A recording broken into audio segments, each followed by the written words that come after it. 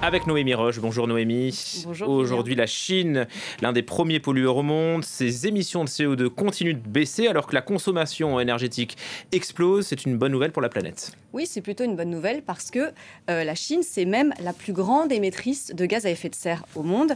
Et gaz à effet de serre qui, vous le savez, sont responsables du changement climatique. Donc cette baisse des émissions, elle concerne le premier trimestre 2025. Regardez, moins 1,6% donc sur un an au premier trimestre. Et avant mars 2025, on était déjà à moins 1%. Donc ça, c'est ce qu'indique une analyse publiée sur le site de Carbon Brief, qui est basée sur des chiffres officiels et des données commerciales. Et ce n'est pas la première fois que le géant asiatique baisse ses émissions. C'était déjà arrivé lorsque la demande en énergie avait baissé, comme lors des périodes de confinement pendant la pandémie de Covid-19.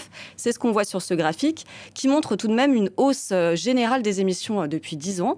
Mais cette fois, donc, les émissions baissent alors que la demande en électricité, vous l'avez dit, progresse, plus 2,5% au premier trimestre. Et c'est ça qui est intéressant, car c'est grâce à l'essor dans le pays des énergies qui n'émettent pas de gaz à effet de serre.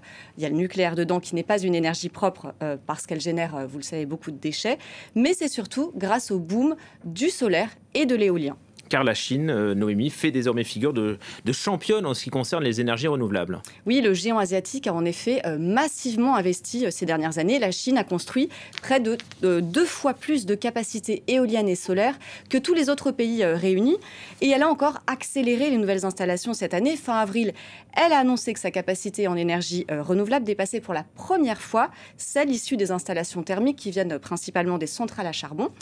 En 2023, les énergies propres, elles représentaient déjà près de 50% en Chine. Résultat, le pays a d'ores et déjà atteint son objectif 2030 en matière de puissance renouvelable installée. Et selon un rapport de l'Agence pour les énergies renouvelables, l'IRENA, en 2024, la Chine a représenté à elle seule près de 2/3 de la progression mondiale de ces énergies renouvelables. Donc c'est énorme, hein. Ça représente 297 gigawatts. Désolé pour, c'est un peu technique. Mais à titre de comparaison, pour la France, on est seulement à plus 4,6 gigawatts concernant les énergies renouvelables. Est-ce à dire que la Chine est en train de devenir un modèle de vertu écologique? Alors c'est pas aussi simple parce que, comme on l'a dit, le pays est le plus gros émetteur mondial de gaz à effet de serre. Près de 12 gigatonnes de CO2 relâchées dans l'atmosphère en 2023. C'est 1/3 des émissions mondiales, loin devant les États-Unis, l'Inde et l'Europe. Alors, il ne faut pas oublier que la Chine produit énormément de biens pour le reste du monde, donc il faut en tenir compte dans ses émissions. Et puis, le géant asiatique est dépassé par de nombreux pays d'Occident et du Golfe en ce qui concerne les émissions par habitant, puisque, évidemment, ces émissions, elles concernent tout le pays. Mais son lourd bilan carbone ne va pas s'améliorer. Tout de suite, Pékin prévoit d'atteindre son pic d'émissions de CO2 en 2030. Tout ça, ça s'explique par sa dépendance, encore aujourd'hui, au charbon, qui est essentiel dans le bouquet énergétique chinois.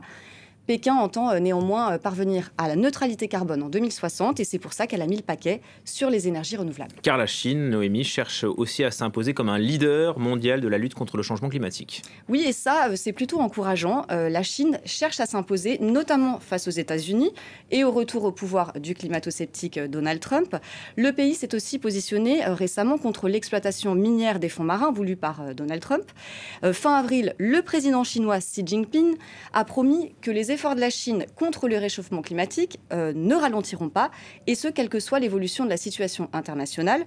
Alors, on verra comment tourne la guerre commerciale avec les États-Unis et comment Pékin réagit, parce que, selon l'étude publiée jeudi, c'est cette réaction aux droits de douane américains, notamment, qui sera déterminante dans la trajectoire future des émissions de CO2 de la Chine. De bons signaux, mais c'est à suivre. Merci beaucoup, Noémie, pour ces éléments. Tout de suite, on part à